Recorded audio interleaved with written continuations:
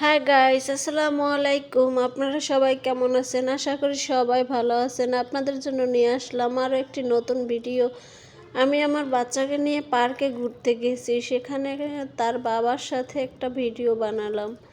দেখেন, সে পানির মধ্যে খেলা করতেছে।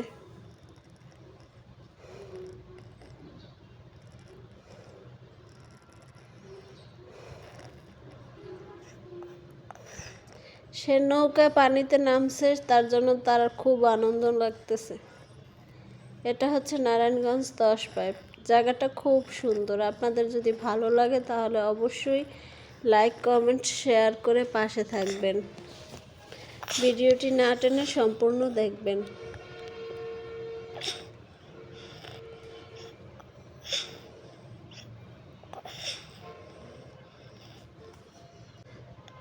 গাইস, এটা অনেক বড় একটা জায়গা।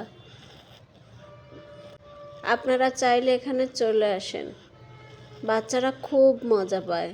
দেখেন, আমার বাচ্চাটা খুব আনন্দ করতেছে। সারাদিন বাসার ভিতরে থাকে, তাই একটু শুক্রবার হইলে এই জায়গায় নেওয়া যায়। জায়গাটা অনেক ভালো বাচ্চাদের জন্য। বিশেষ করে বড়দের জায়গায়ও আছে, বড়দের স্পেসটা আলাদা।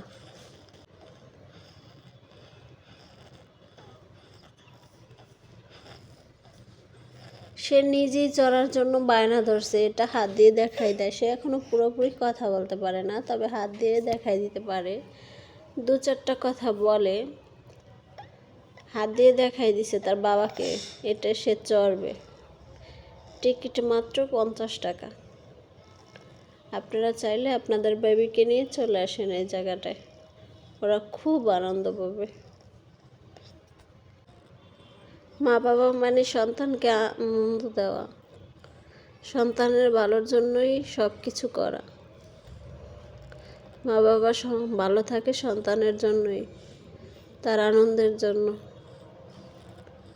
সে হাসলে মা বাবা হাসে, সে কাঁদলে মা বাবা কষ্ট পায়।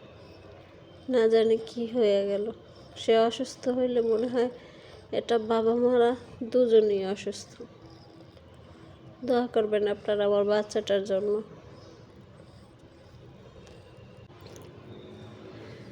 আমার বাচ্চাটা যখন ছিল না, তখন জীবনটা অন্যরকম ছিল। জীবনের মানেটাই ছিল অন্যরকম। আজ আমার জীবনের মানেটা অন্যরকম। আজকের মানেই আর সেই দিনের মানের সাথে অনেক ডিফারেন্স। তার বাবা তারে নামাই দিছে কল থেকে। সে এখন হাঁসটাকে ধরে রাখছে, ধরতে পারছে, সেই জন্য সে খুব আনন্দিত।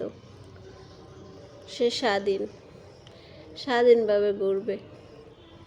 প্রত্যেকটা মানুষই চায় নিজের জীবনকে স্বাধীনভাবে সাজাতে। কেউ পারে আর কেউ পারে না, কেউ অতলেই হারিয়ে যায়।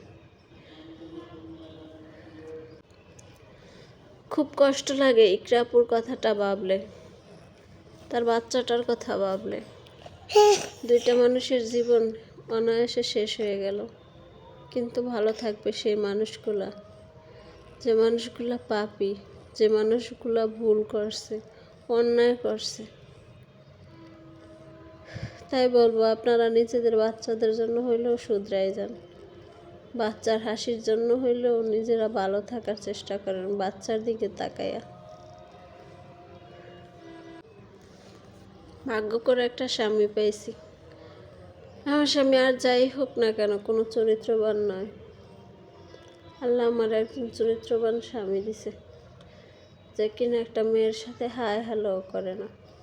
এরকম একটা স্বামী পাওয়া জীবনে ভাগ্যের ব্যাপার। এরকম একটা স্বামীর কাছে প্রতিদিন অত্যাচারিত হওয়া ভালো, কারণ তার স্বামী চরিত্রবান। যদিও আমার স্বামী অত্যাচার করে না, কিন্তু তারপরও কথার কথা বললাম, আপনারা কিছু মাইন্ড করেন না। আমার স্বামী এমনিতে অনেক ভালো।